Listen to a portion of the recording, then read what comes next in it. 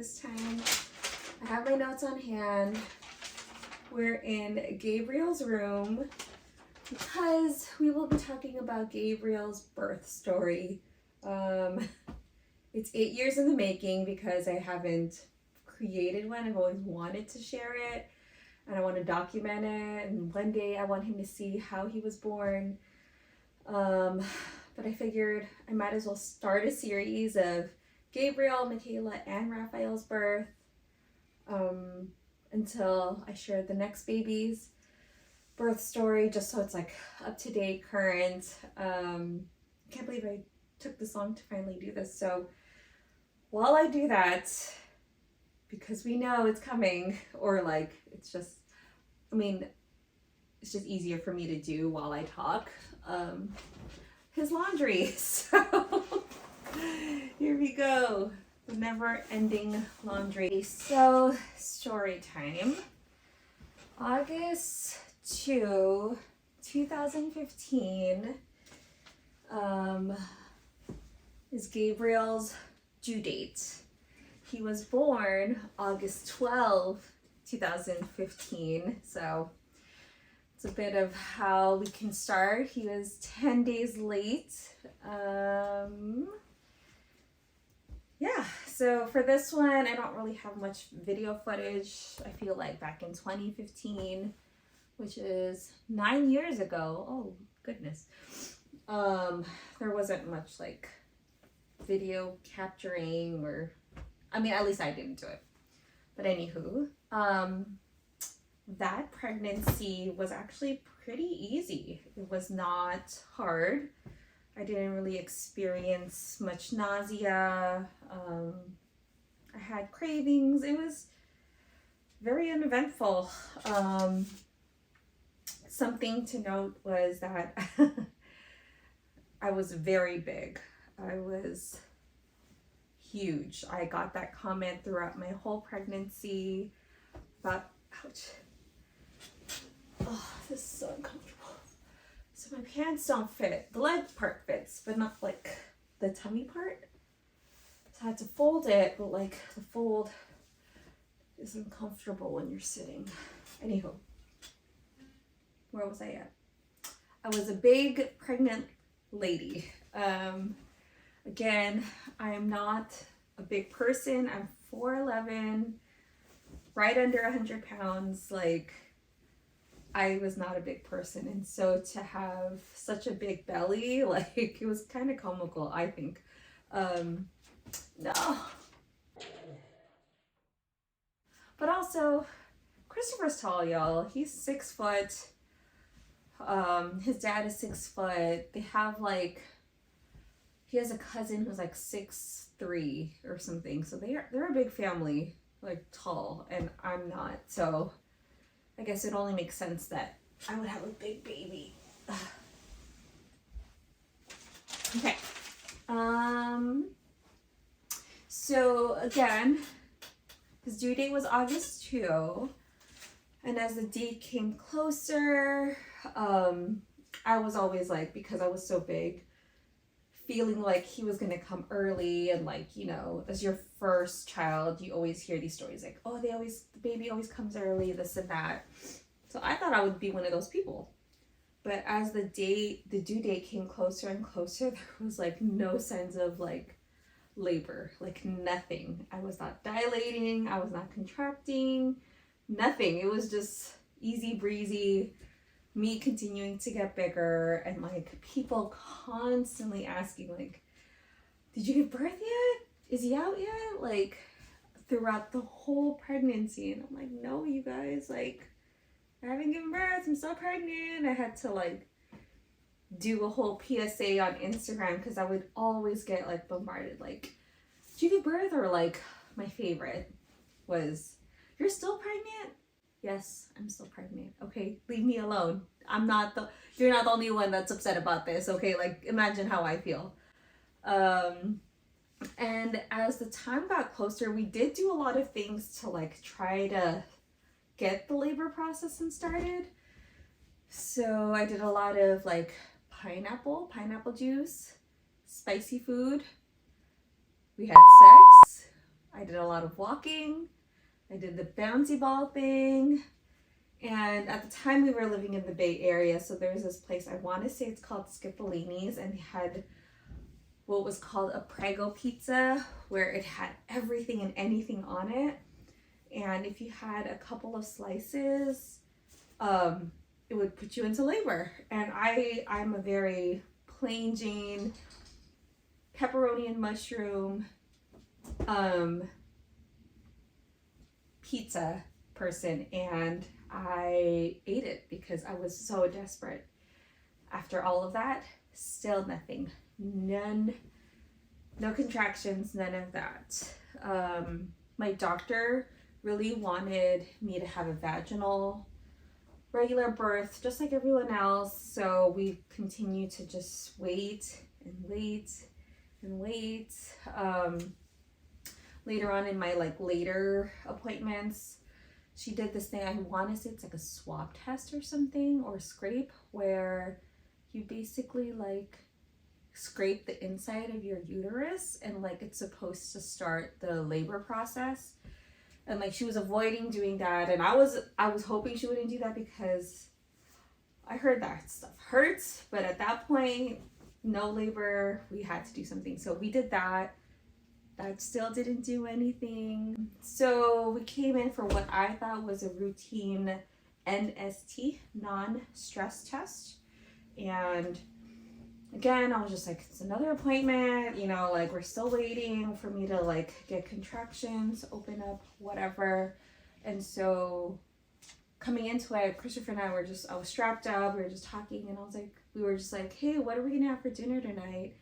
And I think we were oh yeah, let's get Mexican food or In-N-Out, which I miss about the Bay Area and California in general, was just good Mexican food and In-N-Out. I don't have that option. But anywho, so we were just talking about that, and then something I noticed but I didn't bring to light was how the nurses weren't really commenting on the results of the NST.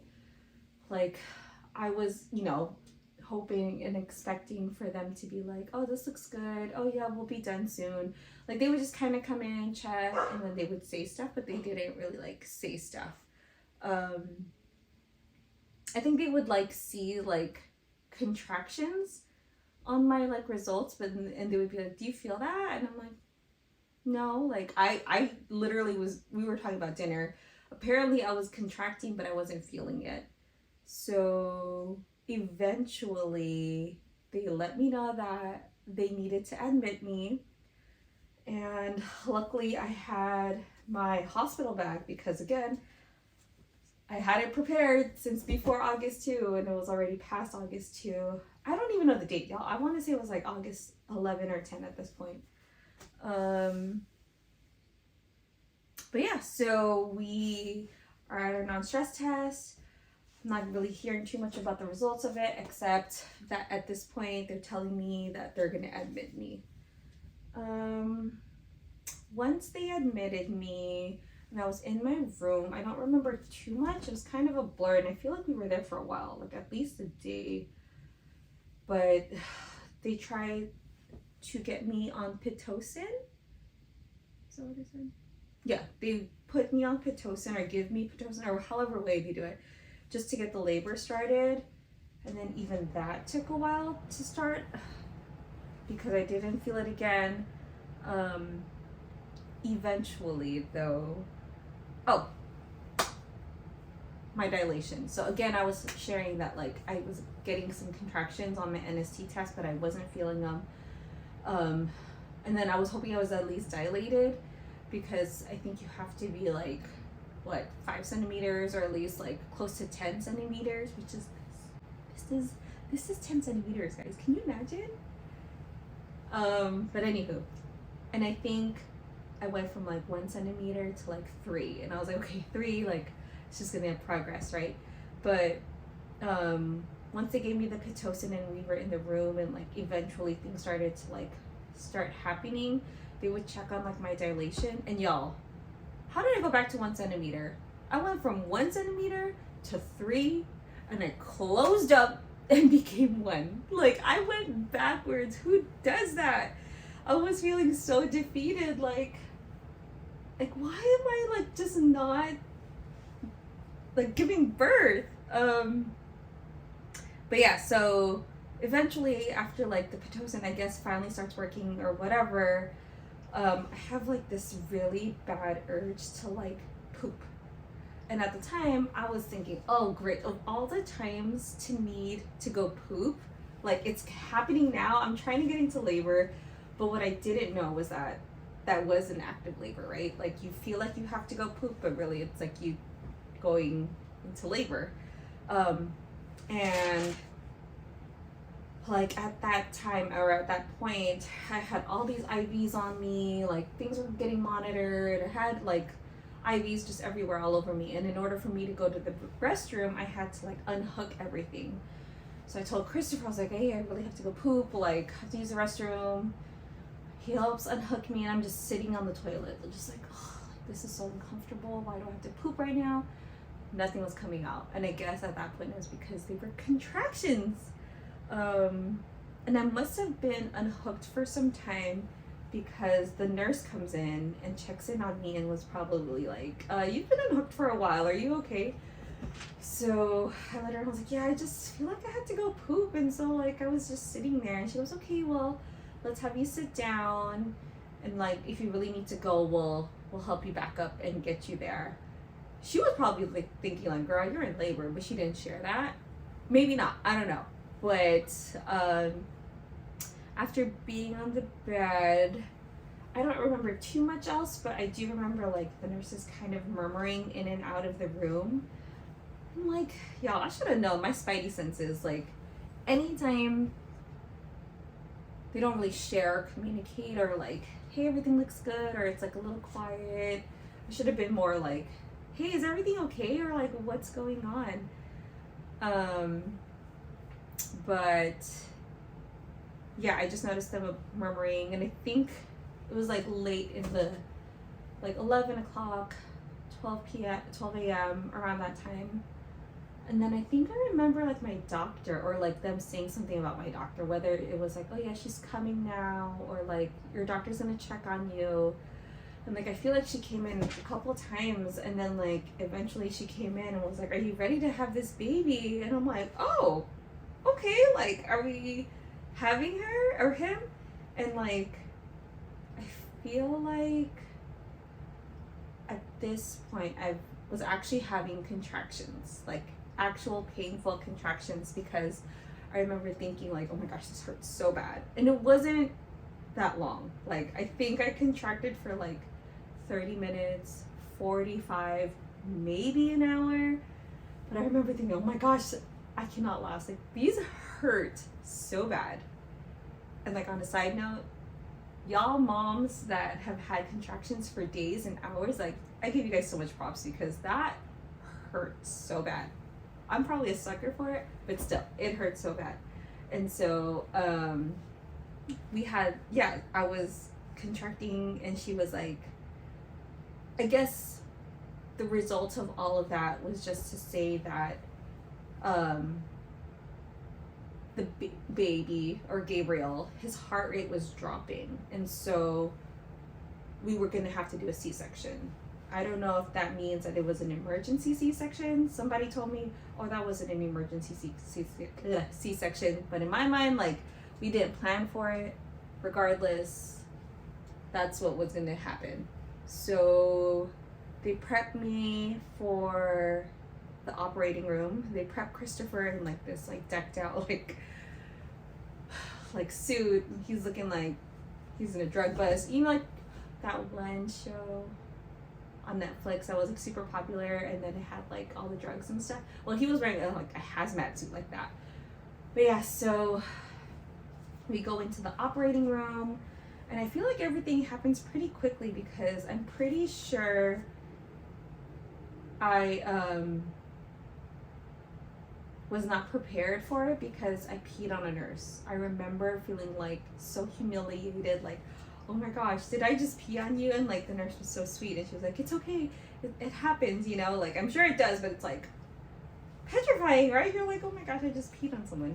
But I mean, all of that was just to say I don't think we were prepared for me to do or go into to have a C-section because I didn't have a catheter. Otherwise, I would have peed in the catheter. And then something else I remember about the surgery, again, it was kind of quick, was like having the shakes.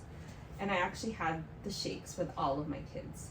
But like, basically, you know, with the spinal tap, which I think is different from